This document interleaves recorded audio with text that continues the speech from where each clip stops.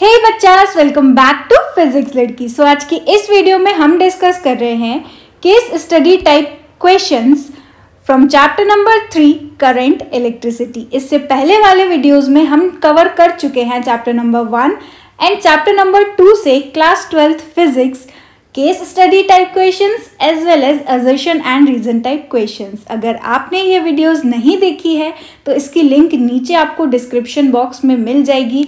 And assertion and reason already हम सारे chapters के कवर कर चुके हैं। जितना आपका टर्म 1 में आ रहा है उतने सारे चैप्टर्स के असर्शन एंड रीजन हम कर चुके हैं, तो उसकी लिंक भी आपको नीचे डिस्क्रिप्शन बॉक्स में मिल जाएगी। केस स्टडी टाइप क्वेश्चन क्या होते हैं, अगर आपको डिटेल में समझना है तो आपको ये फर्स्ट चैप्टर की फर्स्ट केस स्टडी वीडियो देखनी होगी। यहाँ पर हम डायरेक्टली स्टार्ट करेंगे हमारे फर्स्ट क्वेश्चन से। हाँ, थोड़ा बहुत मैं यहाँ पर आपको फिर से एक्सप्लेन कर दूंगी कि केस स्टडी टाइप क्वेश्चन किस टाइप के क्वेश्चंस होते हैं। और इसके साथ ही साथ चैप्टर नंबर 1 की one shot formula revision plus MCQ video भी आ चुकी है। अगर आपने वो वीडियो भी नहीं देखी है तो उसकी लिंक आपको नीचे डिस्क्रिप्शन बॉक्स में मिल जाएगी। उससे फटाफट आपका फॉर्मूला रिवीजन होगा, साथ ही साथ एमसीक्यू क्वेश्चंस उसमें आपको मिलेंगे, जिससे आपकी प्रैक्टिस और भी ज़्यादा अच्छी हो जाने वाली है। तो स्टार्ट करते हैं। अब हम कर रहे हैं हमारा चैप्टर नंबर 3 जो कि है क्लास 12th फिजिक्स का करंट इलेक्ट्रिसिटी। तो यार basically case study type question किस टाइप के क्वेश्चन होते हैं, हमको क्या दिया जाता है यार, एक पैराग्राफ दिया जाता है और उसमें पैराग्राफ को हमें अच्छी तरीके से रीड करना है, उसको केयरफुली समझना है ना, केयरफुली रीड करना है, उसको समझना है और फिर उसमें उसके बाद पूछे जाएंगे हमसे कुछ एमसीक्यू क्वेश्चंस और उन्हीं एमसीक्यू क्वेश्चंस का हमें आंसर देना है। ठीक, so basically case study type questions कुछ नहीं है, सिर्फ एमसीक्यू टाइप क्वेश्चन ही है जिसमें हमें किसी पर्टिकुलर टॉपिक की केस स्टडी करनी होती है। ठीक, धीरे धीरे आपको समझ आ जाएगा अगर आपको नहीं पता है केस स्टडी टाइप क्वेश्चन किस टाइप के क्वेश्चन होते हैं। तो सबसे पहले हम स्टार्ट करते हैं हमारा चैप्टर नंबर 3 करंट इलेक्ट्रिसिटी से फर्स्ट क्वेश्चन। तो फर्स्ट क्वेश्चन है यहाँ पर, potentiometer is N apparatus used for measuring the EMF of a cell और potential difference between 2 points in an electrical circuit accurately. तो यहाँ बेसिकली पोटेंशियोमीटर के बारे में यह पैराग्राफ है, यानी कि केस स्टडी हमको दी हुई है किसकी, पोटेंशियोमीटर की। यानी कि अब हमें पोटेंशियोमीटर के बारे में सब कुछ पता होना चाहिए। पोटेंशियोमीटर एक ऐसा अपैरेटस है जो कि क्या मेजर करता है यार, ईएमएफ मेजर करता है सेल का, है ना, या फिर पोटेंशियल डिफरेंस मेजर करता है between 2 points in an electrical circuit. It is also used to determine the internal resistance of a primary cell। एक प्राइमरी सेल का इंटरनल रेजिस्टेंस भी हम डिटरमाइन कर सकते हैं बाय यूजिंग पोटेंशियोमीटर। ये आपने पढ़ा होगा पोटेंशियोमीटर के एप्लीकेशन में, राइट। तो ये कुछ इस तरीके से हमारा पोटेंशियोमीटर का डायग्राम यहाँ पर बना हुआ है। इसके आगे बोल रहे हैं the potentiometer is based on the principal that if V is the potential difference across any portion of the wire of length L and R is the resistance, then V proportional to L or V is equal to KL where K is the potential gradient। यार जैसे कि यहाँ पर सबसे पहले जो paragraph दिया हुआ था यहाँ पर, तो यहाँ पर पोटेंशियोमीटर के बारे में पूरा था कि यार पोटेंशियोमीटर होता क्या है। ये एक ऐसा डिवाइस है जो कि मेजर करता है ईएमएफ, पोटेंशियल डिफरेंस मेजर करता है। उसके बाद यहाँ पर हमको दिया हुआ है कि यार ये पोटेंशियोमीटर किस प्रिंसिपल पर बेस्ड है। तो पोटेंशियोमीटर का प्रिंसिपल होता क्या है, when potential difference is directly proportional to the length of the wire. तो यहाँ पर हम लिख सकते हैं potential difference is proportional to the length of the wire. जैसे ही हम यहाँ पर प्रोपोर्शनलिटी साइन हटाते हैं तो हमें एक कांस्टेंट मिलता है जो कि होता है K, और ये हो गया हमारा L। L यहाँ पर क्या है, लेंथ ऑफ द वायर। तो ये जो K है ये होता है हमारा पोटेंशियल। यहाँ पर जो कांस्टेंट हमको मिलता है ये होता है potential gradient. Potential gradient K is equal to V by L where V is what, potential difference and L is the length of the wire। यानी कि potential difference per unit length हमारा क्या होता है, पोटेंशियल ग्रेडियंट, राइट। सो यहाँ पर ये principal हो गया हमारे पोटेंशियोमीटर का कि यार अगर हमारे जो पोटेंशियल है वो डायरेक्टली प्रोपोर्शनल होती है किसके, लेंथ के। ऐसा सिर्फ तभी हो सकता है जब हमारा एरिया ऑफ क्रॉस सेक्शन यहाँ पर कैसा हो, कांस्टेंट हो, और करंट भी यहाँ पर कैसा हो, कांस्टेंट हो, राइट। अब देखते हैं आगे। Thus, potential difference across any portion of potentiometer wire is directly proportional to the length of that portion। Potentiometer wire must be uniform. देखो ये कंडीशन सिर्फ तभी यहाँ पर वैलिड है जब हमारी जो पोटेंशियोमीटर वायर हम यूज कर रहे हैं वो कैसी वायर होगी, यूनिफॉर्म वायर होगी, right. The resistance of potentiometer wire should be high, और यहाँ पर जो रेजिस्टेंस होना चाहिए पोटेंशियोमीटर वायर का वो भी कैसा होना चाहिए, हाई होना चाहिए। तो यहाँ पर आप देख सकते हो ये पैराग्राफ था पोटेंशियोमीटर के ऊपर। अब बस हमें एमसीक्यूज यहाँ पर सॉल्व करने हैं। तो हमारा फर्स्ट क्वेश्चन यहाँ पर है, a current of 1 milliampere is flowing through a potentiometer wire of length 4 meter and resistance of 4 ohm. The potential gradient of the potentiometer wire is, तो यार यहाँ पर क्वेश्चन क्या है, करंट है 1 milliampere, पोटेंशियोमीटर वायर की जो लेंथ हमको दी हुई है इट इज 4 मीटर, रेजिस्टेंस यहाँ पर दिया हुआ है 4 ओम और पोटेंशियल ग्रेडियंट हमसे पूछा है। तो यार चलो इसको हम हमारे नेक्स्ट पेज पे करते हैं। तो यार यहाँ पर हमारा क्या क्या चीज़ें हमको गिवन है, जैसे पोटेंशियल ग्रेडियंट हमसे पूछा है, राइट। तो पैराग्राफ में भी आपको लिखा हुआ है कि K इज इक्वल टू क्या होता है, V बाय L, राइट। लेकिन यहाँ पर हमें पोटेंशियल ग्रेडियंट निकालना है, लेंथ हमको गिवन है इट इज 4 मीटर, राइट। और यहाँ पर हमारा क्या V गिवन है, पोटेंशियल डिफरेंस गिवन है, नहीं। आपने पढ़ा हुआ है ओम्स लॉ में V इज इक्वल टू क्या होता है, I इंटू R, है ना। और लेकिन करंट भी यहाँ गिवन है और रेजिस्टेंस भी यहाँ गिवन है, यानी कि हम डायरेक्टली यहाँ पर पोटेंशियल ग्रेडियंट को क्या लिख सकते हैं, potential gradient is equal to I into R upon L। अब करंट यहाँ पर कितना दिया हुआ है, 1 मिली एम्पियर। यार मिली एम्पियर को हम क्या लिख सकते हैं, 10 की पावर -3 एम्पियर, ठीक है, 10 की पावर -3 एम्पियर। तो बस करंट की जगह लिखा 10 to the power -3 ampere. Resistance यहाँ पर कितना दिया हुआ है यार, 4 ओम हमें दिया हुआ है, तो लिखा 4 ओम, राइट। अपॉन में यहाँ पर लेंथ हमको कितनी दी हुई है, लेंथ हमें दी हुई है 4 मीटर, सो ये हो गया 4 मीटर। तो यहाँ पर ये 4 से ये 4 कैंसिल और हमारा ये है हमारा 10 टू द पावर -3 एम्पियर। तो आप देख सकते हो यहाँ पर पोटेंशियल ग्रेडियंट किसके बराबर आया है, 10 टू द पावर -3 वोल्ट पर मीटर। डन। सो हमारा करेक्ट ऑप्शन हम देखते हैं कौन सा है, अरे ये तो ऑप्शन नंबर ए ही है जिसमें गिवन है 10 टू द पावर -3 वोल्ट पर मीटर। अब देखते हैं second question, sensitivity of potentiometer can be increased by. यार सेंसिटिविटी क्या होती है, सेंसिटिविटी यहाँ पर दांतों की झंझनाहट तो बिल्कुल भी नहीं है। सेंसिटिविटी ऑफ पोटेंशियोमीटर हम किसको कहते हैं, जो पोटेंशियोमीटर है वो सेंसिटिव कब होता है, जब वो हमें बहुत ज़्यादा एक्यूरेट रीडिंग दे, ठीक है। बहुत ज़्यादा एक्यूरेट रीडिंग ये हमको कब दे सकता है, जब इसका पोटेंशियल ग्रेडियंट कैसा हो, कम। यानी कि हमारा पोटेंशियोमीटर सेंसिटिव कब ज़्यादा होगा, जब पोटेंशियल ग्रेडियंट कैसा होगा, कम होगा, राइट। या फिर हम बोल सकते अगर पोटेंशियल ग्रेडियंट कम हो गया तो अभी हमने देखा K इज इक्वल टू क्या होता है, V बाय L होता है। पोटेंशियल ग्रेडियंट अगर कम है तो वायर की लेंथ को हम क्या करें, अगर बढ़ा दें। आपने देखा होगा कि जो आपकी पोटेंशियोमीटर वायर होती है वो 4 मीटर से 10 मीटर के रेंज की होती है, जो कि बहुत बड़ी लेंथ होती है। 4 मीटर से 10 मीटर तक की रेंज होती है हमारी पोटेंशियोमीटर वायर की। तो लेंथ को यूजुअली क्या किया जाता है, बड़ा रखा जाता है। लेंथ जितनी ज़्यादा बड़ी होगी पोटेंशियल ग्रेडियंट उतना ही ज़्यादा कम होगा, और पोटेंशियल ग्रेडियंट जितना ज़्यादा कम होगा हमारा पोटेंशियोमीटर उतना ही ज़्यादा सेंसिटिव होता है, राइट। तो अब हम देखते हैं हमारा कौन सा ऑप्शन यहाँ पर करेक्ट है। ए में क्या लिखा हुआ है, देखो, decreasing potential gradient along the wire, बिल्कुल करेक्ट है ना। पोटेंशियल ग्रेडियंट वायर के अलोंग क्या होगा, डिक्रीज होगा। अगर के की वैल्यू डिक्रीज होगी तो हमारा पोटेंशियोमीटर बहुत ज्यादा सेंसिटिव हो जाएगा, राइट। सो हमारा करेक्ट आंसर सेकंड के लिए क्या है, ऑप्शन नंबर ए। देखते हैं third question, Potentiometer wire is an accurate and versatile device to make electrical measurement of EMF because the method involves। देखो ये जो पोटेंशियोमीटर है वो बहुत एक्यूरेट होता है, वर्सेटाइल डिवाइस है ना। हम वोल्ट मीटर को यूज ना करके पोटेंशियोमीटर को प्रेफर करते हैं। ऐसा क्यों होता है, क्योंकि जो पोटेंशियोमीटर है वो बेस्ड होता है हमारा नल पॉइंट मेथड पर। नल पॉइंट मेथड यानी वो गैल्वेनोमीटर में कोई डिफ्लेक्शन शो नहीं होता, यानी गैल्वेनोमीटर जहां से कनेक्ट होता है वहां पर करंट फ्लो ही नहीं करता, राइट। तो उस नल डिफ्लेक्शन पर हमारा पोटेंशियोमीटर जो है वो बेस्ड होता है, इसीलिए वो हमको बहुत ज़्यादा एक्यूरेट और वर्सेटाइल डिवाइस माना जाता है। बहुत एक्यूरेट रीडिंग हमको देता है वो। तो यहाँ पर ये बोल रहे हैं कि potentiometer is an accurate and versatile device to make electrical measurements of EMF. EMF calculate करने के लिए पोटेंशियोमीटर को हम प्रेफर करेंगे। क्यों?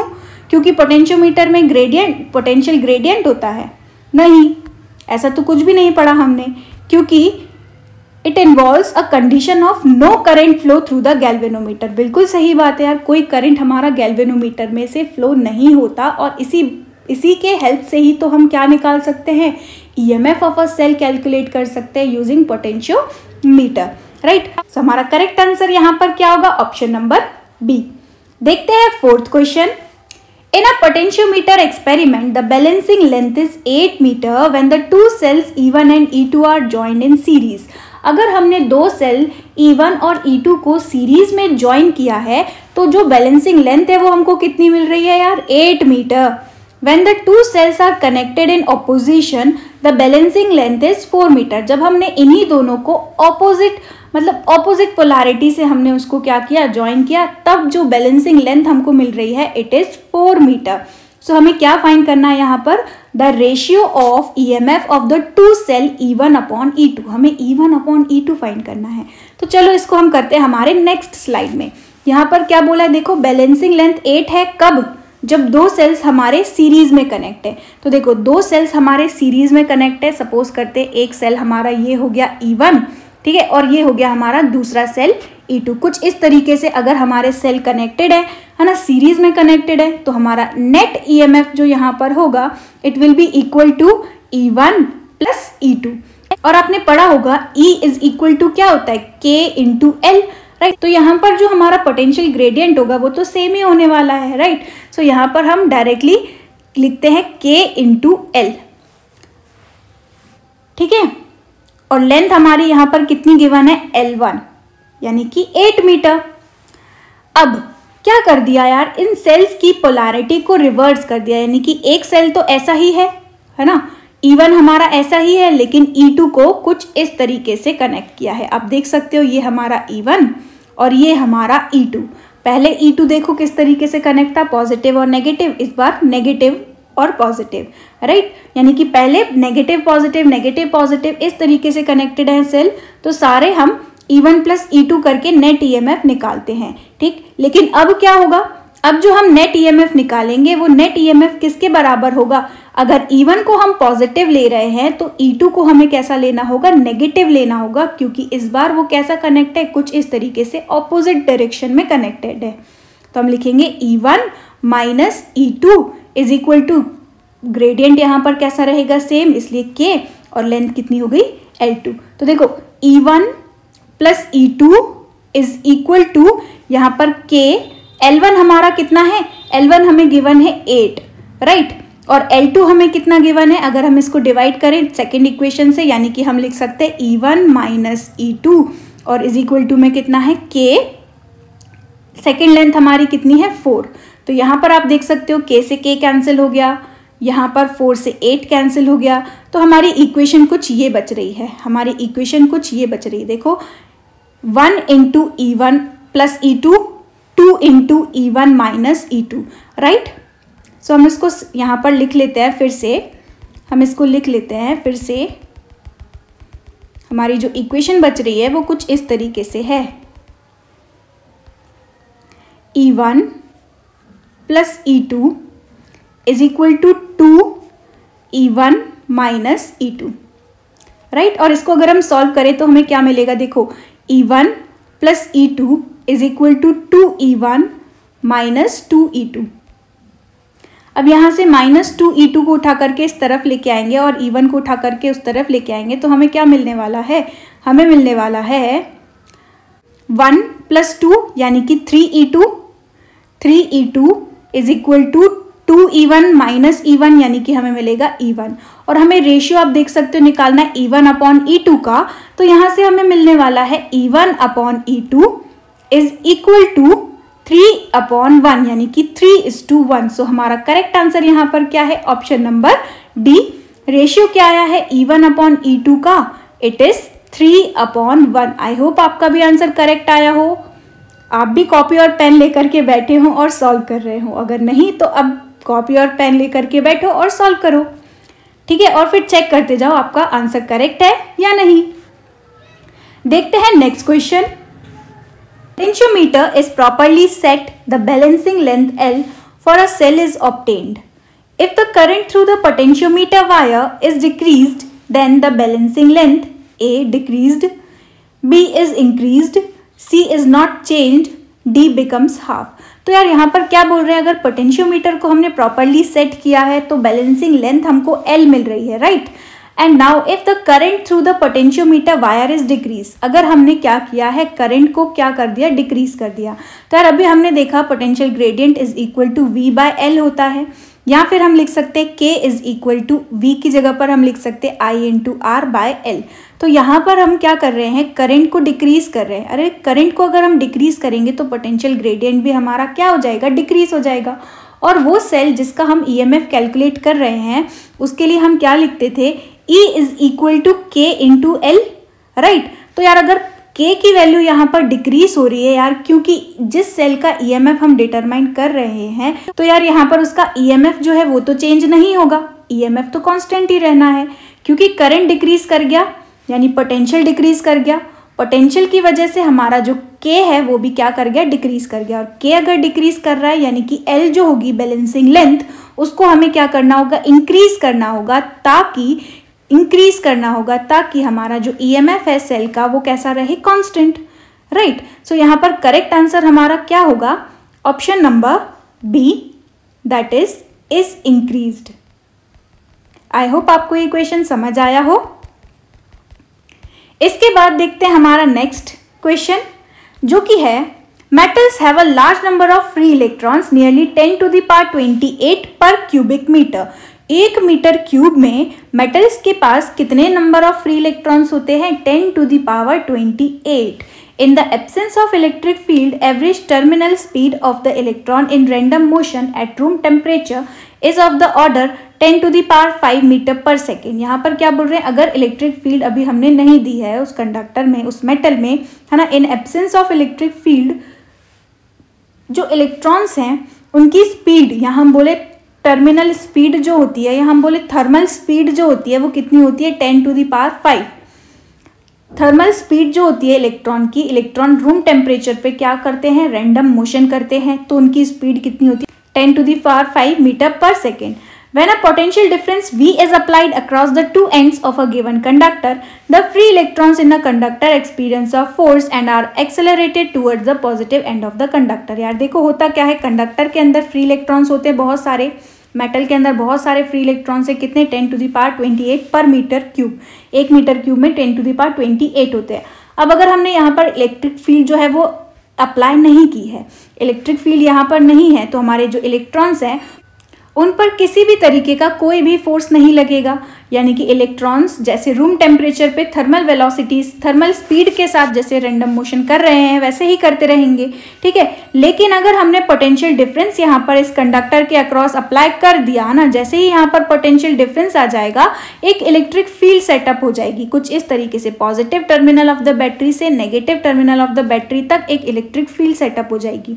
और हमने पढ़ा हुआ है कि यार अगर इलेक्ट्रिक फील्ड है और अगर चार्ज है तो इलेक्ट्रिक फील्ड के प्रेजेंस में चार्ज जो है यार वो उस पर लगने वाला है एक टाइप का फोर्स। तो यानी कि इलेक्ट्रिक फील्ड की वजह से हमारे इलेक्ट्रॉन्स पर, हमारे चार्ज पर क्या लगेगा, एक टाइप का फोर्स लगेगा, जिसकी वजह से, फोर्स लगने की वजह से जो हमारे इलेक्ट्रॉन्स हैं वो इलेक्ट्रिक फील्ड के ऑपोजिट डायरेक्शन में मूव होते हैं, क्योंकि इलेक्ट्रॉन नेगेटिव चार्ज है और नेगेटिव चार्ज इलेक्ट्रिक फील्ड के, और नेगेटिव चार्ज इलेक्ट्रिक फील्ड के ऑपोजिट डायरेक्शन में क्या करेगा, मूव करेगा। यानी कि इलेक्ट्रॉन जो है वो negative terminal of the battery से कहाँ आएंगे, positive terminal of the battery की तरफ। अब ऐसे जब पोटेंशियल यहाँ पर सेटअप किया जाता है, इलेक्ट्रिक फील्ड यहाँ पर अप्लाई कर दी है हमने, तो इलेक्ट्रॉन्स जो है वो फोर्स एक्सपीरियंस करेंगे due to this given electric field. अब लेकिन यहाँ पर ऐसा नहीं होता कि इलेक्ट्रॉन सीधा सीधा इस पर फोर्स लग रहा है इलेक्ट्रिक फील्ड की वजह से सीधा सीधा चल के आ गया, ऐसा नहीं होता। यहाँ पर इस कंडक्टर के अंदर फ्री इलेक्ट्रॉन्स होते हैं, तो साथ ही साथ यहाँ पर आयंस, एटम्स भी होंगे। तो अब जो इलेक्ट्रॉन हैं वो क्या करते हैं, कोलाइड करते हैं। देखो क्या बोल रहे हैं, on their way they suffer frequent collisions with the ions और atoms of a conductor and lose their gain kinetic energy. यहाँ पर होगा क्या, हमारा इलेक्ट्रॉन है, पहले चुपचाप रैंडम मोशन कर रहा था, लेकिन अब एक इलेक्ट्रिक फील्ड सेटअप हो गई, उस इलेक्ट्रिक फील्ड की वजह से इलेक्ट्रॉन भागेगा in opposite to the direction of electric field, कुछ इस तरीके से भागेगा हमारा इलेक्ट्रॉन। लेकिन इस इलेक्ट्रॉन पर फोर्स लगेगा ड्यू टू इलेक्ट्रिक फील्ड, है ना, लेकिन यार ये इलेक्ट्रॉन एक्सेलरेट भी करेगा, इसकी वेलोसिटी चेंज भी होगी, लेकिन जैसे ही इसकी वेलोसिटी चेंज होगी तो यार ये काइनेटिक एनर्जी क्या करेगा, गेन करेगा। लेकिन उधर ही यहाँ पर होगा एक कर्नल, यानी कि हमारा पॉजिटिव आयन या सिंपली हमारा एटम, तो उस एटम से जा करके ये इलेक्ट्रॉन क्या करता है, कोलाइड करता है, और कोलाइड करते ही उसने जितनी गेन्ड काइनेटिक एनर्जी है, उसकी जितनी भी गेन्ड काइनेटिक एनर्जी है वो कोलिजन में क्या हो जाती है, सारी लूज हो जाती है, खत्म हो जाती है। तो यहाँ पर क्या होगा, जितने कोलिजन्स यहाँ पर इलेक्ट्रॉन करता जाएगा, फ्री इलेक्ट्रॉन्स यहाँ पर जितने कोलिजन करेगा, पहले इलेक्ट्रिक फील्ड की वजह से उसमें गेन आएगा काइनेटिक एनर्जी में, और फिर जैसे ही वो कोलाइड करेगा उसकी स्पीड 0 हो जाएगी, उसकी स्पीड डिक्रीज हो जाएगी, है ना। तो जितनी उसने काइनेटिक एनर्जी गेन की है, वो कोलिजन में उसको क्या कर देगा, लूज कर देगा।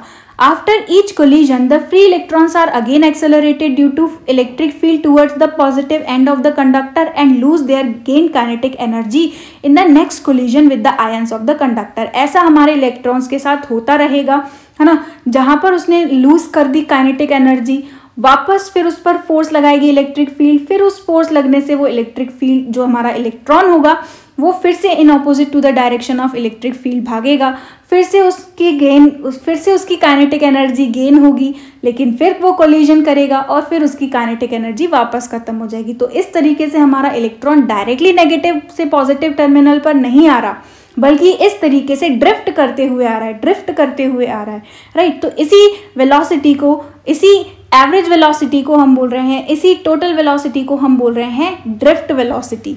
The average speed of the free electron with which they drift towards the positive end of the conductor under the effect of applied electric field.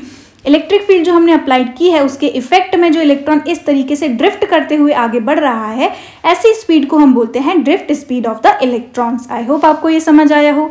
तो यहाँ पर केस स्टडी बेसिकली हमको दी हुई है, किसके बारे में बताया है, यहाँ पर जो इलेक्ट्रॉन सफ़र करता है ना, कोलिजन करता है, उसके बारे में बताया है। साथ ही साथ यहाँ ड्रिफ्ट वेलोसिटी के बारे में भी दिया हुआ है। तो अब हमारे जो MCQs होने वाले हैं वो ड्रिफ्ट वेलोसिटी के ऊपर हमें मिलेंगे। सबसे फर्स्ट क्वेश्चन यहाँ पर है, magnitude of drift velocity per unit electric field is. अरे ये तो हमारी मोबिलिटी होती है। मोबिलिटी क्या होती है? It is magnitude of drift velocity per unit electric field. ठीक, इस टर्म को हम क्या बोलते हैं? मोबिलिटी। इसको डिनोट किया जाता है म्यू से। ठीक, तो मोबिलिटी यहाँ पर हमारे फर्स्ट क्वेश्चन का करेक्ट आंसर है। नेक्स्ट क्वेश्चन देखते हैं। The drift speed of electrons depends on. जो ड्रिफ्ट स्पीड है वो किन किन फैक्टर्स पर डिपेंड करती है? क्या डायमेंशन ऑफ द कंडक्टर पर डिपेंड करती है? क्या number density of free electrons in the conductor पर डिपेंड करती है? तो बिल्कुल करेक्ट है ये। आपने पढ़ा होगा I इज इक्वल टू क्या होता है? Avani. I is equal to क्या होता है? अवनी। वेर A यहाँ पर क्या होता है? Area of the conductor, right. और VD यहाँ पर क्या है? Drift velocity.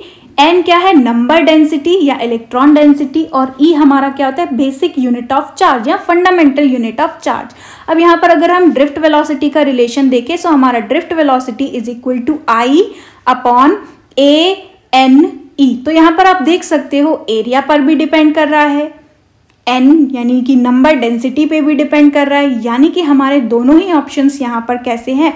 बिल्कुल करेक्ट। एरिया पे डिपेंड कर रही है ड्रिफ्ट वेलोसिटी, यानी कि डायमेंशन पे डिपेंड कर रही है। N पे डिपेंड कर रही है, यानी कि हमारी नंबर डेंसिटी पर डिपेंड कर रही है। So both the options are correct here.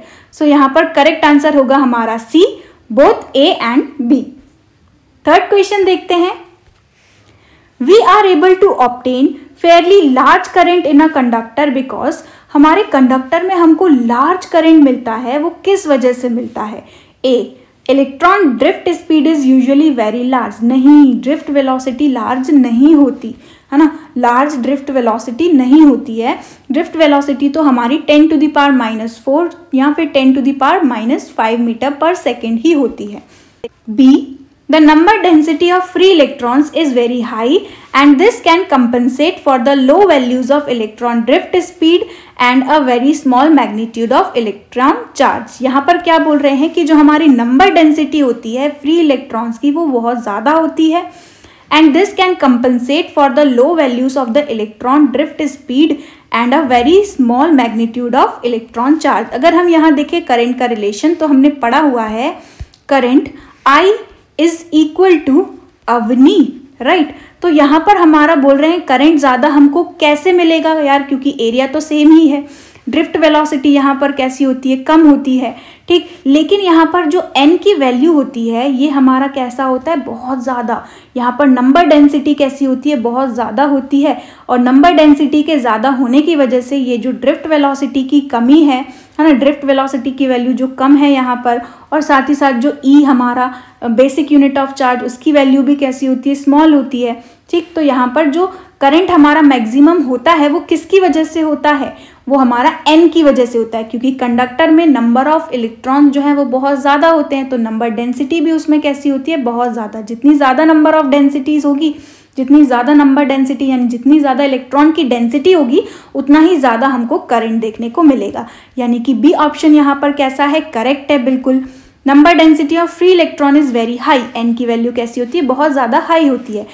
And this can compensate for the low values of the electron drift speed and a very small magnitude of electron charge। तो electron charge का भी बहुत कम होता है value, drift speed का भी value कैसा होता है, बहुत कम होता है। तो इन दोनों को बैलेंस करने के लिए हमारे पास एक टर्म है जो कि है n, number density of free electrons.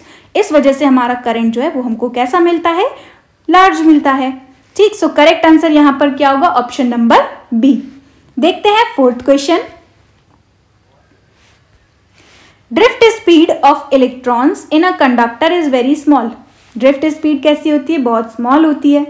The electric bulb glows immediately when the switch is closed, because यहाँ पर क्या है कि अगर हमारे इलेक्ट्रॉन की ड्रिफ्ट स्पीड बहुत कम होती है फिर भी इमीडिएटली क्यों बल्ब ग्लो करने लगता है। तो यार ये तो बहुत ही सिंपल सा लॉजिक है। अगर हम डायग्राम देखें यहाँ पर तो यार ऐसा नहीं होता कि यहाँ पर जो बिल्कुल इसके एंड में इलेक्ट्रॉन है वो दौड़ करके यहाँ पर इसके पॉजिटिव एंड में आता है तब जा करके करंट मिलता है, ऐसा नहीं है। यहाँ पर पूरे में ही हमारे फ्री इलेक्ट्रॉन्स रैंडम मोशन करते रहते हैं। जैसे ही इलेक्ट्रिक फील्ड सेटअप हो गई तो यहाँ पर होते हैं हमारे एक्सट्रीम एंड पर होते हैं हमारे इलेक्ट्रॉन जो कि जाते हैं कहाँ पर, पॉजिटिव टर्मिनल ऑफ बैटरी की तरफ शिफ्ट होते जाएंगे, राइट। तो ड्रिफ्ट वेलोसिटी तो है वो तो इसके इसी तरफ से एंड से शुरू होने लगती है। ऐसा नहीं कि नेगेटिव एंड से भाग करके इलेक्ट्रॉन यहाँ तक आ रहा है, नहीं, ऐसा नहीं है। इस कंडक्टर में, इस पूरे कंडक्टर में हमारा ड्रिफ्ट जो इलेक्ट्रॉन है वो क्या करते रहते हैं, ड्रिफ्ट करते रहते हैं। तो उस वजह से हमारा जो करंट है वो हमको तुरंत जैसे ही हम स्विच को ऑन करते हैं, है ना, जैसे हम स्विच को क्लोज करते हैं, जब हमारी सर्किट कंप्लीट हो जाती है तभी तुरंत हमारा बल्ब जो है वो ग्लो करने लगता है। ए ऑप्शन देखते हैं क्या है, drift velocity of electron increases when switch is closed. नहीं, ड्रिफ्ट वेलोसिटी इंक्रीज नहीं होती, ड्रिफ्ट वेलोसिटी तो कम ही होती है। B, electrons are accelerated towards the negative end of the conductor. Electrons हाँ नेगेटिव एंड की तरफ नहीं, इलेक्ट्रॉन्स बल्कि पॉजिटिव एंड की तरफ हमारे एक्सेलरेट करते। तो ये ऑप्शन भी रॉन्ग हो गया, यहाँ पर ये ऑप्शन भी रॉन्ग हो गया। सी की बात करते हैं, the drifting of electron takes place at the entire length of the conductor. बिल्कुल सही है, यहाँ पर पूरे कंडक्टर की लेंथ के अक्रॉस ड्रिफ्टिंग होगी इलेक्ट्रॉन की, है ना। तो यानी कि हमारा सी ऑप्शन कैसा है, बिल्कुल सही। और अगर पूरे ही कंडक्टर में ड्रिफ्टिंग हो रही है, मतलब हल्का सा भी इलेक्ट्रॉन ड्रिफ्ट हो गया, मतलब पूरे में इलेक्ट्रॉन ड्रिफ्ट होगा, और ड्रिफ्ट होने की वजह से ही, इलेक्ट्रॉन के चार्ज के मूव होने की वजह से ही तो क्या जनरेट होता है, करंट जनरेट होता है। सो हमारा correct answer for the fourth question is option number C. Fifth question देखते हैं। The number density of free electrons in a copper conductor is 8.5 into 10 to the power 28 per meter cube. How long does an electron take to drift from one end of a wire 3 meter long to its another end? The area of cross section of the wire is 2.0 into 10 to the power minus 6 meter square and is carrying a current of 3 ampere. तो यार यहाँ पर हमको क्या बोला है, अगर हमारा एक इलेक्ट्रॉन है जो कि कंडक्टर के एक एंड से कहाँ आ रहा है, कंडक्टर के दूसरे एंड की तरफ, वायर की लेंथ हमको दी हुई है 3 मीटर, तो हमें ये बताना है उस इलेक्ट्रॉन को कितना टाइम लगेगा, है ना। तो यार उसके लिए तो हमें स्पीड की ज़रूरत पड़ेगी, क्योंकि यार हमारा टाइम इज इक्वल टू क्या होता है, डिस्टेंस अपॉन स्पीड। तो यहाँ पर डिस्टेंस क्या है, डिस्टेंस है हमारा वायर के एक एंड से इलेक्ट्रॉन भाग करके कहाँ आ रहा है, वायर के इस एंड से भाग करके इलेक्ट्रॉन कहाँ आ रहा है, वायर के बिल्कुल पॉजिटिव टर्मिनल की तरफ, मतलब दूसरे एंड की तरफ। ठीक, तो यार डिस्टेंस हमारा क्या हो जाएगा, ये length of the conductor. Length of the conductor हमको कितना दिया हुआ है, 3 मीटर। ठीक है, और स्पीड हमारी क्या हो जाएगी, इलेक्ट्रॉन किस स्पीड से जाता है, ड्रिफ्ट करते हुए हमारा इलेक्ट्रॉन एक एंड से दूसरे एंड जाएगा, यानी कि कौन सी स्पीड हम यहाँ लेंगे, ड्रिफ्ट स्पीड हम यहाँ लेंगे, जो कि होती है हमारी ड्रिफ्ट वेलोसिटी vd। ठीक, तो यहाँ पर हमें ड्रिफ्ट वेलोसिटी की जरूरत पड़ रही है, और साथ ही साथ यहाँ पर क्या दिया हुआ है, करंट दिया हुआ है, राइट, और क्या दिया हुआ है, एरिया दिया हुआ है, करंट दिया है, एरिया दिया है, और नंबर डेंसिटी n दी है। तो यार अगर हम ड्रिफ्ट वेलोसिटी निकालें तो क्या हमारी drift velocity current upon N E होती है, राइट। और ये सारी वैल्यूज यहाँ पर हमको गिवन है, तो हमारा जो टाइम है वो क्या हो जाएगा, लेंथ 3 अपॉन आई अपॉन में ए एन ई, और ये ए एन ई जो है ऊपर उठ के जाएगा, तो हमारा यहाँ पर मल्टीप्लीकेशन में आ जाएगा ए एन ई। कुछ नहीं, बस अब हमें यहाँ पर सारी वैल्यूज पुट करनी है। ये 3 हमारा हो गया length of the conductor, into area हमारा यहाँ पर कितना दिया हुआ है, 2.0 इंटू 10 टू द पावर -6, यानी 2 into 10 to the power -6। And यहाँ पर नंबर डेंसिटी हमको कितनी दी हुई है, 8.5 इंटू 10 टू द पावर 28। ठीक है, 8.5 इंटू 10 टू द पावर 28। और यहाँ पर E हमारा क्या होता है, बेसिक यूनिट ऑफ चार्ज, यानी कि 1.6 इंटू 10 टू द पावर -19। ठीक है, -19 कूलम। और E यहाँ पर क्या होता है, 1.6 into 10 to the power -19 coulomb, और होल अपॉन में हमारा करंट, और करंट यहाँ पर हमको कितना दिया हुआ है, 3 एम्पियर। सो ये हो जाएगा 3। सो बस इसको हमें करना है सॉल्व, और हमारा टाइम यहाँ से निकल के आ जाएगा 2.7 into 10 to the power 4 second. ठीक, सो हमारा करेक्ट आंसर होगा option number B, 2.7 into 10 to the power 4 second. इसको आप सॉल्व कर लीजिएगा। डन। इसके बाद देखते हैं हमारा नेक्स्ट क्वेश्चन, जो कि है the material can be classified as conductors, semiconductors and insulators depending on their resistivity. Resistivity से डिपेंड करते हुए हम मटेरियल को क्लासीफाई कर सकते हैं as a conductor, semiconductor and insulator in an increasing order of their values. Metal have low resistivity in the range of 10 to the power -8 ohm meter to 10 to the power -6 ohm meter। ये हमारी range हो गई किसकी, metal की resistivity की। At the other end are insulators like ceramic, rubber and plastic having resistivities 10 to the power 18 times greater than that of metal। 10 to the power 18 times greater हमारी resistivity होती है किसमें, insulators में, as compare to conductors, or more. In between these two are semiconductor. इन दोनों के बीच में ही हमारा थर्ड टाइप का मटेरियल होता है, जो कि होता है semiconductors. These however have resistivity characteristically decreasing with the rise in temperature। जैसे जैसे टेम्परेचर बढ़ता जाता है, सेमीकंडक्टर्स की जो रेजिस्टिविटी होती है वो डिक्रीज होती जाती है। टेम्परेचर के बढ़ने के साथ साथ जो रेजिस्टिविटी होती है सेमीकंडक्टर्स की वो डिक्रीज होती जाती है।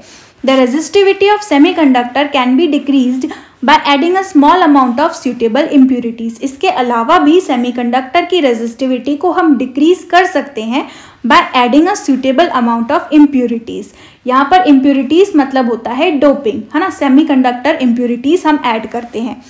This last feature is exploited in the use of semiconductors for electronic device. यहाँ पर जो हम इम्प्योरिटीज़ यहाँ पर ऐड कर रहे हैं ताकि सेमीकंडक्टर की रेजिस्टिविटी को डिक्रीज कर दिया जाए, इससे बहुत सारे इलेक्ट्रॉनिक डिवाइसेस में हम सेमीकंडक्टर को यूज़ कर रहे हैं इसी फीचर के साथ। सो अब देखते हैं हमारे एमसीक्यूज इसी पे बेस्ड। क्वेश्चन नंबर फर्स्ट है, in the increasing range of temperature 300 to 400 kelvin. यहाँ पर हमारा टेम्परेचर इंक्रीज कर रहा है फ्रॉम 300 केल्विन टू 400 केल्विन।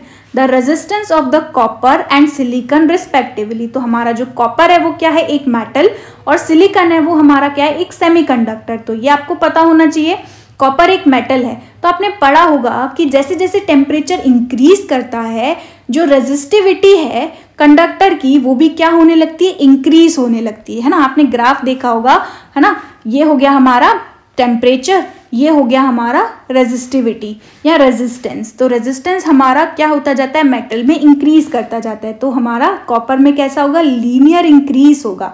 तो यहाँ पर ए ऑप्शन में भी लीनियर इंक्रीज है, तो यहाँ पर हमारा बी में भी लीनियर इंक्रीज है, सी में भी लीनियर इंक्रीज है और डी में डिक्रीज है, यानी डी ऑप्शन तो बिल्कुल हट ही गया।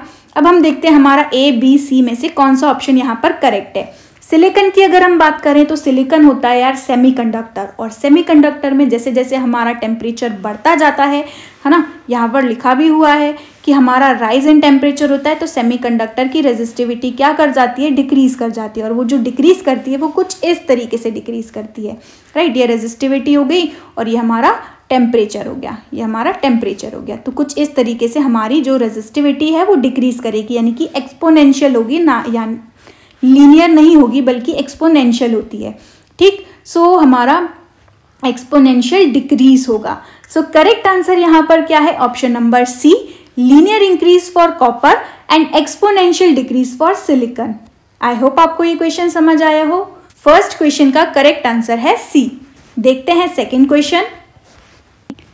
Which of the following materials can be used for heating purpose in electric geyser? Electric geyser में इनमें से कौन सा मटेरियल हम यूज करेंगे? आपने पढ़ा होगा heating effect of electric current. यहाँ पर हम गीजर में क्या यूज करते हैं, एक ऐसा मटेरियल यूज करते हैं जिसमें रेजिस्टिविटी, जिसकी रेजिस्टिविटी रुकावट कैसी होती है, बहुत ज्यादा। रेजिस्टिविटी अगर हाई होगी है ना, तो वो करंट जो है वहां पर कैसा होगा, कम होगा, और वही हमारा जो करंट है वो in the form of heat हमको देखने को मिलता है। तो यहाँ पर कॉपर, एल्यूमिनियम और होल्ड नहीं बल्कि ये गोल्ड है। तो यहाँ पर हमारा करेक्ट आंसर जो होगा वो होगा हमारा डी ऑप्शन, जो कि है निक्रोम। यानी कि हमारी जो निक्रोम होता है या नाइक्रोम होता है, ये हमारा हाईली रेजिस्टिव होता है, ये बहुत ज़्यादा रेजिस्टिव है, इसके पास रेजिस्टिविटी, इसकी रेजिस्टिविटी कैसी होती है, बहुत ज़्यादा होती है।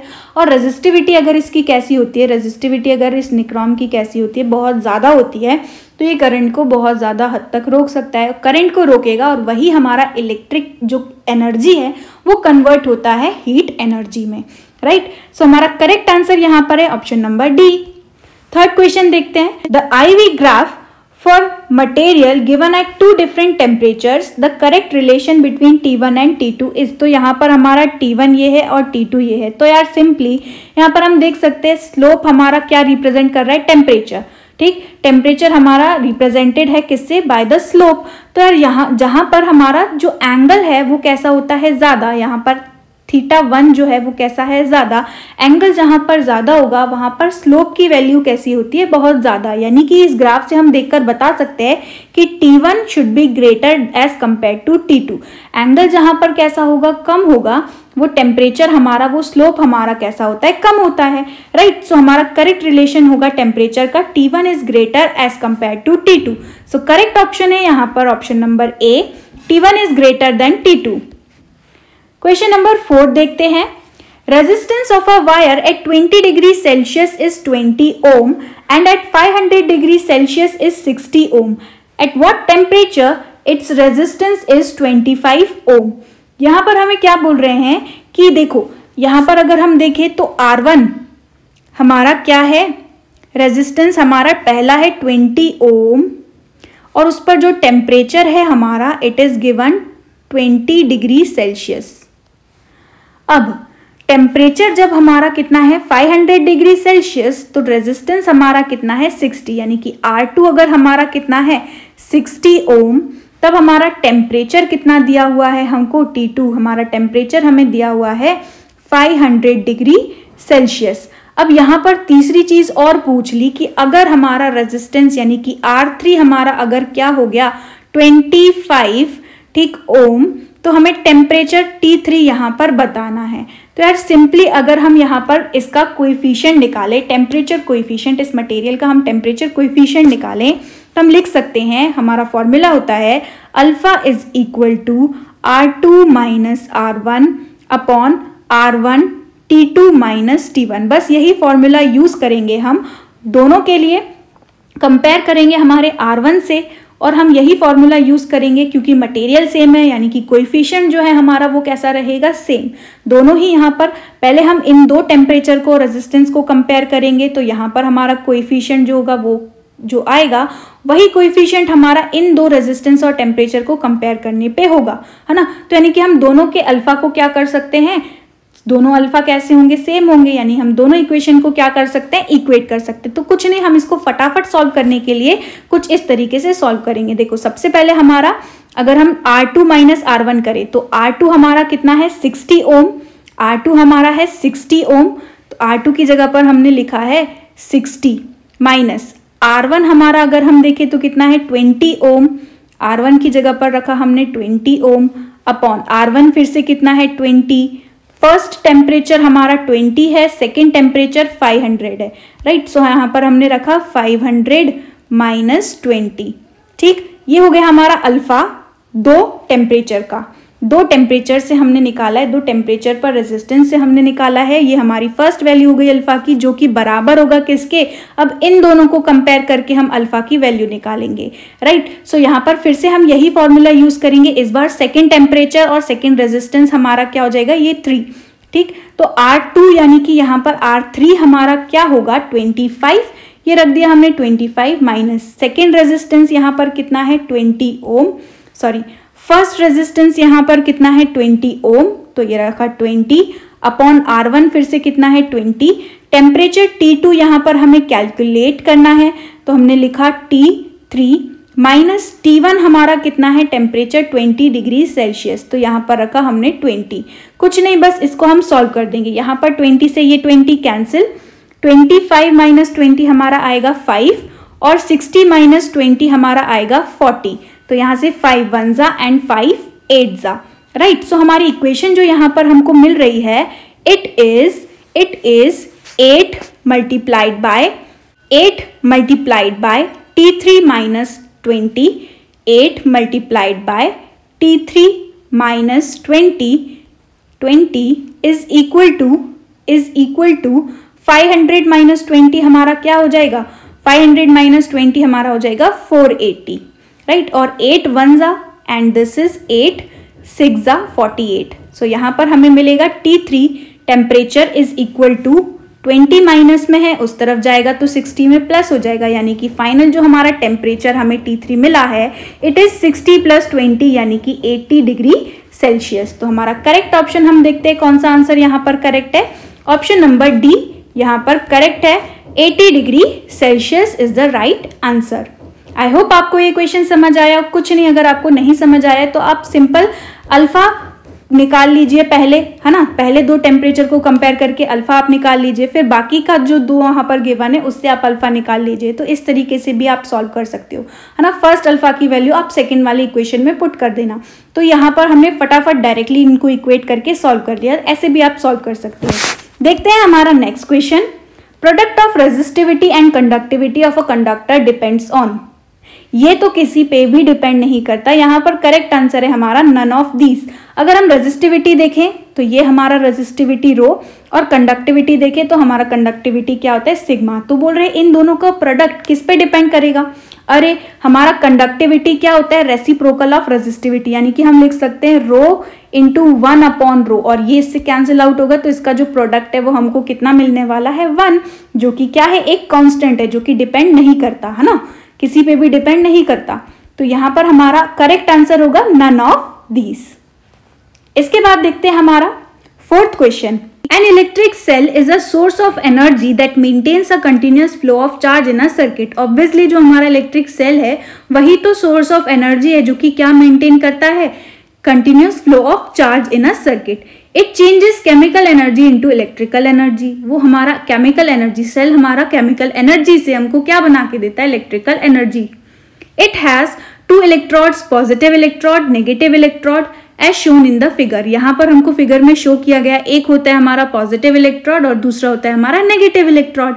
Electric cell has to do some work in maintaining the current in the circuit. Obviously electric cell को काम करना पड़ता है तभी तो करंट मेंटेन हो सकता है एक सर्किट में। The work done by the cell in moving unit positive charge through the whole circuit is called electromotive force. Electromotive force हम किसको बोल रहे हैं, जब हमारा जो सेल है वो वर्क डन कर रहा है in moving a positive charge, और वो कैसा positive charge, unit positive charge है ना। एक सिंगल यूनिट पॉजिटिव चार्ज को मूव करने में जो वर्क डन हो रहा है that is equal to potential, और यहाँ पर जो पोटेंशियल होगा उसी को ही हम बोल रहे हैं इलेक्ट्रोमोटिव फोर्स। तो ये है हमारा डायग्राम, यानी कि इस बार जो हमारे क्वेश्चंस होने वाले हैं वो सेल के ऊपर बेस्ड होंगे। सो स्टार्ट करते हैं हमारे फर्स्ट क्वेश्चन से। The current flowing in the cell is, देखो यहाँ पर अगर हम थोड़ा सा डिस्कशन और करें तो ईएमएफ हमारा क्या होता है, जब सर्किट हमारी ओपन होती है तो उसका जो पोटेंशियल होता है, सेल का जो पोटेंशियल होता है उसको हम बोलते हैं ईएमएफ, ठीक।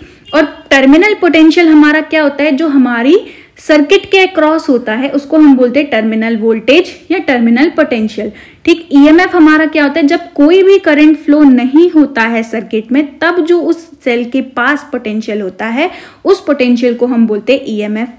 और वो पोटेंशियल हमारा काय से डिनोट करते हैं, हम कुछ इस तरीके से एप्सिलॉन से डिनोट करते हैं।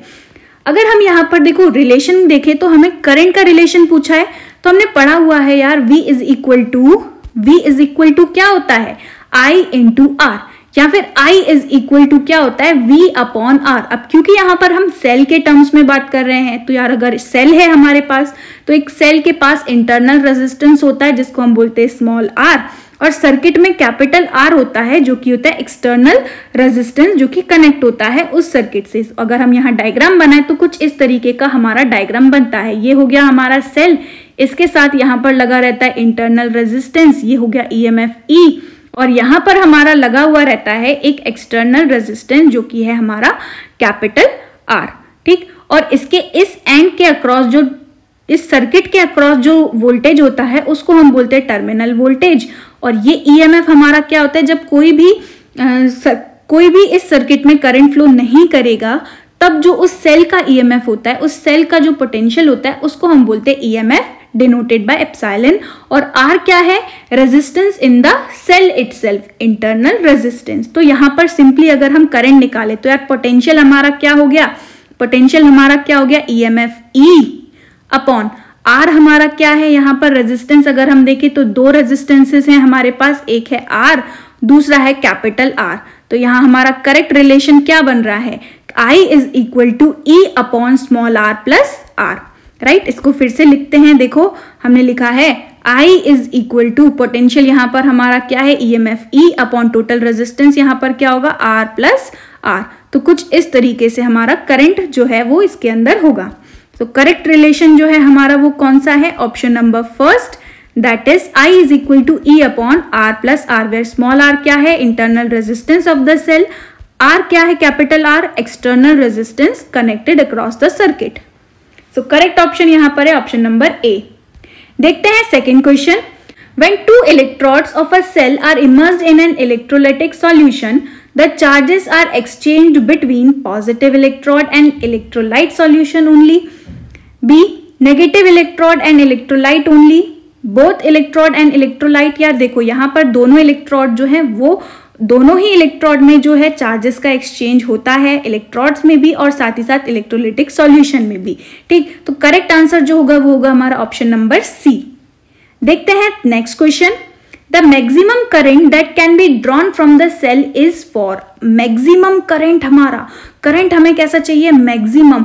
उसके लिए तो यार जो हमारा एक्सटर्नल रेजिस्टेंस है उसको क्या होना पड़ेगा, 0 होना पड़ेगा। यानी कि अगर हम लिख रहे हैं I is equal to E upon small r plus r, तो यहाँ पर हमारा अगर कैपिटल R को हम क्या रख दें, 0, है ना। अगर हमारा एक्सटर्नल रेजिस्टेंस जो है वो कैसा हो जाएगा, 0, तो यहाँ पर हम लिख सकते हैं I is equal to E upon R। और अब जो हमारा करंट होगा वो कैसा होगा, बहुत ज्यादा करंट होगा, मैक्सिमम करंट होगा।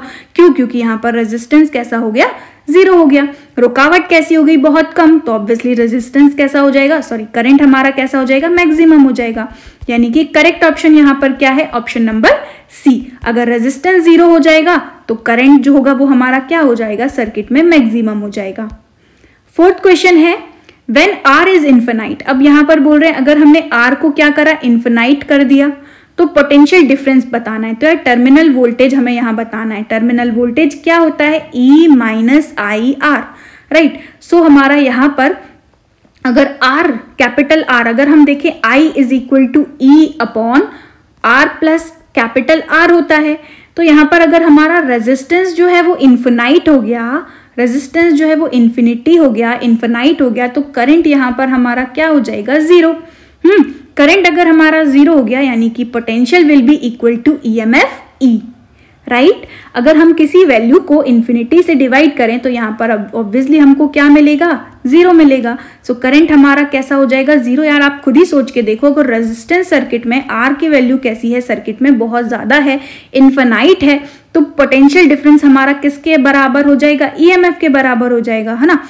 रेजिस्टेंस रुकावट बहुत ज्यादा है तो करंट जो है वो क्या हो जाएगा, जीरो। करंट जीरो हो गया यानी कि पोटेंशियल डिफरेंस या terminal voltage is equal to हमारा EMF of the cell E. So हमारा करेक्ट आंसर यहां पर है फोर्थ क्वेश्चन के लिए option number A, it is E या एप्सिलॉन ईएमएफ। फिफ्थ क्वेश्चन देखते हैं। For the given circuit, the EMF of the cell is 2 volt and internal resistance of this cell is 0.1 ohm and is connected to a resistance of 3.9 ohm. Voltage across the cell will be, simply हमारा terminal voltage जो होता है it is equal to E minus IR। तो यहाँ पर हमारा क्या क्या गिवन है, हमें EMF गिवन है E 2 वोल्ट और हमारा रेजिस्टेंस इंटरनल हमें गिवन है 0.1 एंड एक्सटर्नल रेजिस्टेंस यानी कैपिटल आर हमको गिवन है 3.9। इसके अलावा करंट यहाँ पर गिवन नहीं है। तो ऑलरेडी अभी हमने फर्स्ट क्वेश्चन में ही देखा था करंट इज इक्वल टू क्या होता है, EMF upon R plus R. तो सबसे पहले अगर हम यहाँ करंट निकालें तो ईएमएफ हमें कितना दिया हुआ है 2 अपॉन इंटरनल रेजिस्टेंस हमारा कितना है 0.1 प्लस हमारा जो एक्सटर्नल रेजिस्टेंस है इट इज 3.9। तो यहां से हमारा करंट निकल करके आ जाता है 2/4 यानी कि 1/2 यानी कि 0.5, राइट। 0.5 एम्पियर हमारा करंट होगा। अब पोटेंशियल निकालते हैं। ईएमएफ फिर से हमारा कितना है 2 माइनस करंट हमारा कितना है 0.5 एंड इंटरनल रेजिस्टेंस हमारा फिर से हमें लिखना है जो कि है 0.1 यानी कि 2 माइनस 0.05 जो कि हमारा यहाँ करेक्ट आंसर होगा, it will B 1.95 volt. So potential यहाँ पर हमारा पोटेंशियल डिफरेंस या वोल्टेज या टर्मिनल वोल्टेज हमारा कितना आया है 1.95 volt. So correct answer for the fifth question is option number first 1.95 volt. इसके बाद देखते हैं आज का लास्ट क्वेश्चन जो कि है N electrical appliances uses a lot of electrical energy when it is operated। Obviously जो हमारे इलेक्ट्रिकल अप्लायंसेस लगे होते हैं वो एनर्जी कैसी बहुत ज़्यादा कंज्यूम करते हैं, for example geyser, heaters etcetera. The electrical energy consumed is dependent on the time for which a specific appliance is of a fixed power rating is used. Obviously electrical energy ज़्यादा से ज़्यादा use होगी अगर time वो ज़्यादा से ज़्यादा consume कर रहे हैं, है ना। अगर हमने बहुत ज़्यादा देर तक उसको ऑन रखा है तो ऑब्वियसली वो बहुत ज़्यादा एनर्जी कंज्यूम करेंगे।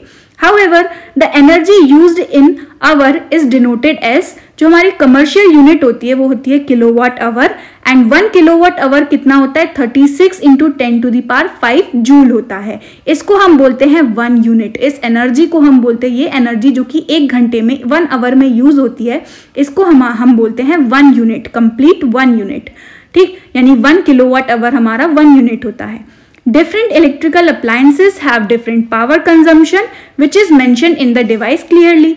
Obviously अलग अलग appliances हैं, अलग अलग उनका power consumption होगा और वो हमारे डिवाइस में mentioned रहता है। तो अब देखते हैं हमारा question number first. A bulb is rated 60 watt 220 volt it signifies। ये क्या दिया हुआ है यहाँ पर, पावर रेटिंग, कि जो हमारा बल्ब है वो 60 वॉट, उसका पावर जो है वो कितना होगा 60 वॉट, यानी कि वो कितनी एनर्जी कंज्यूम कर सकता है 60 जूल एनर्जी कंज्यूम कर सकता है 1 सेकेंड में, है ना। ए यहां पर क्या गिवन है, it consume 60 joule power per second. यहाँ बिल्कुल सही है ये तो, कि यार ये 60 जूल एनर्जी कंज्यूम करेगा 1 सेकेंड में। B, it consumes 220 volt power per second, नहीं 220 वोल्ट पर सेकेंड नहीं कंज्यूम करेगा ये। यहाँ पर तो पोटेंशियल हमारा कैसा रहेगा 220 वोल्ट रहेगा। ये एनर्जी यहाँ पर 60 वॉट हमको क्या बता रहा है कि ये 1 सेकेंड में 60 जूल जो है वो कंज्यूम करेगा। सो हमारा करेक्ट आंसर यहाँ पर क्या है, ऑप्शन नंबर ए। देखते हैं second question. Which of the following does not represent electric power. आपने पावर पढ़ा होगा, एक तो पावर इज इक्वल टू क्या होता है V इंटू आई, दूसरा हमने पढ़ा है ओम्स लॉ में V इज इक्वल टू क्या होता है I इंटू आर। तो यहां से अगर हम V में पुट करें तो हमें मिलेगा I R और इंटू में I, यानी कि पावर का एक और फॉर्मूला हो गया I स्क्वायर इंटू आर। इसी के साथ साथ अगर हम इस पावर के फॉर्मूले में यहाँ पर I is equal to V upon R रखें, तब जो हमारी पावर है वो हो जाएगी V स्क्वायर अपॉन आर। तो यहाँ पर देखो V स्क्वायर अपॉन आर बिल्कुल करेक्ट है पावर का formula, B I square R बिल्कुल करेक्ट है, C V इंटू आई बिल्कुल करेक्ट है, लेकिन D वाला हमारा कोई भी फॉर्मूला नहीं होता है, इसीलिए हमारा correct answer for the second question is I square upon R, क्योंकि ऐसा कोई फॉर्मूला पावर का हमने पढ़ा नहीं है। ठीक, so correct answer is option number D, it does not represent electric power. देखते हैं third question. Electric bulb P and Q having resistance ratio 1:2 will consume power in the ratio when connected in series. Simply यहाँ पर हमारा जो resistance है वो हमें ratio में गिवन है, यानी कि R1 अपॉन R2 हमें कितना दिया हुआ है 1:2, यानी कि 1/2। ठीक, और हमें क्या निकालना है, रेशियो ऑफ पावर कंज्यूम। यहाँ पर पावर का जो फॉर्मूला होता है it is equal to V square upon R. ठीक है, पावर का एक और फॉर्मूला हमने देखा था V square upon R, same यही फॉर्मूला अगर हम यूज करें तो हमारा पावर जो होगा it will be power P1 upon P2। Direct अगर हम रेशियो निकालें तो हम लिखेंगे P1 upon P2 is equal to V square upon R1 और इनटू में R2 upon V square, right, reciprocal कर दिया V स्क्वायर। सो यहाँ पर पोटेंशियल तो दोनों का कैसा रहेगा, सेम 220 वोल्ट, तो V स्क्वायर से V स्क्वायर यहाँ पर कैंसिल हो जाएगा। अब यहाँ पर पावर जो है R1 अपॉन R2 हमें कितना दिया है 1/2, और इसका उल्टा अगर हम करें R2 अपॉन R1 करें तो हमारा क्या हो जाएगा 2:1। ठीक है, 2:1। सो पावर हमारा P1:P2 कितना आया है 2:1। सो देखते हैं हमारा कौन सा ऑप्शन यहाँ पर करेक्ट है, it is option number B 2:1। देखते हैं fourth question. An electric heater consumes 1.5 kilowatt power if it is used every day for 2 hours, then electrical energy used in January is. देखो एक डे में ये कितना 1 डे में ये कितना यूज हो रहा है, फॉर 2 आवर्स यूज हो रहा है। ठीक, तो हम पहले 1 डे के लिए एनर्जी निकाल लेते हैं। तो यहाँ पर अगर हम देखें तो हमारी जो एनर्जी हमको पावर यहाँ पर दिया हुआ है इट इज 1.5 किलोवाट। पावर हमें कितना दिया है 1.5 किलोवाट, और ये यूज हो रहा है 2 आवर के लिए, यानी कि अगर हम एनर्जी यहाँ पर निकालें तो जो हमारी एनर्जी होगी it will be equal to, या work done will be equal to power into time. So power यहाँ पर है 1.5 और टाइम कितना है 2 आवर्स, तो हमारी जो एनर्जी है यहाँ पर वो कितनी आ जाएगी, इट विल बी 3। ठीक, 3.0 यानी कि 3 यूनिट। तो एनर्जी यहाँ पर कितनी आएगी 3 यूनिट। इससे हमको ये पता चल गया कि यार एक डे में 1 डे में एनर्जी कितनी कंज्यूम हो रही है 3 जूल। अगर एक दिन में 3 जूल यूज हो रही है तो 31 जनवरी में कितने डेज होते हैं 31 डेज होते हैं, तो 31 डेज में कितनी यूज होगी, तो हम करेंगे 31 इंटू 3 यानी कि 93 यूनिट्स या 93 जूल। तो कितनी एनर्जी जनवरी में कंज्यूम हो रही है 93 यूनिट्स या 93 जूल। सो करेक्ट ऑप्शन यहाँ पर कौन सा होगा, option number C. I hope आपके भी आंसर सारे सही जा रहे हो। इसके बाद है फिफ्थ क्वेश्चन, हमारा last question. The wires used in heating element are different than the connecting wires. बिल्कुल सही बात है, जो हमारे कनेक्टिंग वायर्स होते हैं वो अलग टाइप के मटेरियल से बने होते हैं, और जो हीटिंग एलिमेंट में वायर होते हैं वो कैसे होते हैं, अलग टाइप्स के मटेरियल से बने होते हैं। The connecting wires uses copper. जो कनेक्टिंग वायर्स होते हैं वो कॉपर उसमें हम कॉपर का यूज करते हैं, but heating element does not.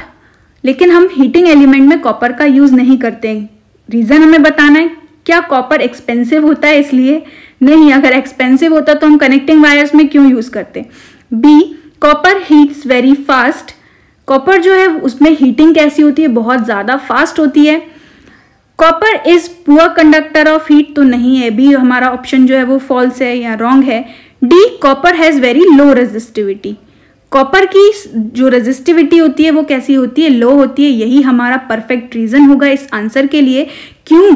क्योंकि यार हमें एक कैसा मटेरियल चाहिए, एक ऐसा मटेरियल चाहिए जिसमें हमारी इलेक्ट्रिकल एनर्जी जो है वो हीट एनर्जी में कन्वर्ट हो, और हमारी जो रेजिस्टिविटी होगी मटेरियल की वो अगर कैसी होगी, ज्यादा होगी, तो हमारे करंट को वो बहुत ज्यादा रोक रहा होगा, यानी कि इलेक्ट्रिकल एनर्जी जो है वो तब हीट एनर्जी में कन्वर्ट हो सकती है। इसीलिए हमारा जो मटेरियल का रेजिस्टिविटी है वो कैसा होना चाहिए, हाई।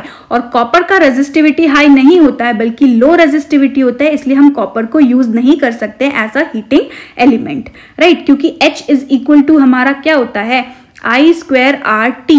तो यहाँ पर आप देख सकते हो जिसका रेजिस्टेंस कैसा होगा, ज्यादा, उसी में ही हीट जो है वो ज्यादा प्रोड्यूस होती है, राइट। सो हमारा करेक्ट ऑप्शन है यहाँ पर option number D. Thank you so much for watching this video. अगर आज जो हमने डिस्कस किया है उसकी पीडीएफ आपको चाहिए तो वो नीचे आपको डिस्क्रिप्शन बॉक्स में टेलीग्राम चैनल की लिंक मिल जाएगी, उसमें से आप डाउनलोड कर सकते हो ये पीडीएफ और फिर उसके क्वेश्चंस जो है वो प्रैक्टिस कर सकते हो फिर से। Thank you so much for watching this video. Please do share it with your friends. अगर आपको ये वीडियो अच्छी लगी तो प्लीज लाइक करना मत भूलना। और हाँ, अगर आपको किसी क्वेश्चन में डाउट है तो आप नीचे कमेंट बॉक्स में मुझसे क्वेश्चन कर सकते हैं, अपने डाउट्स क्लियर कर सकते हैं। इसके साथ ही साथ आप टेलीग्राम पर भी मुझे पर्सनली आप डाउट्स पूछ सकते हैं। So thank you so much for watching this video. इसके बाद हम मिलेंगे हमारी नेक्स्ट वीडियो में, तब तक के लिए बाय बाय।